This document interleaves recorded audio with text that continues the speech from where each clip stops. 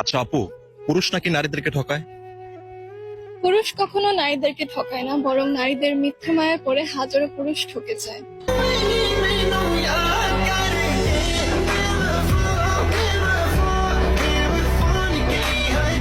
আচ্ছা আপু, আপনার প্রিয় মানুষটার শেষ কথা কি ছিল? আমি আর তোমার সাথে রিলেশন রাখতে পারবো না, তুমি ভালো থেকো।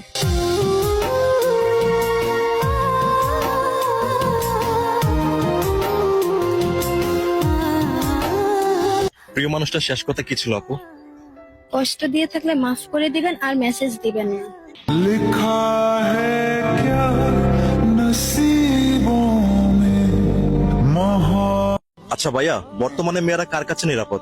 বর্তমানে মেয়েরা হচ্ছে বাবার কাছে নিরাপদ। কেন? কারণ আমরা একজন ছেলে মানুষ, তার ছেলে মানুষের মন আমরা বুঝি।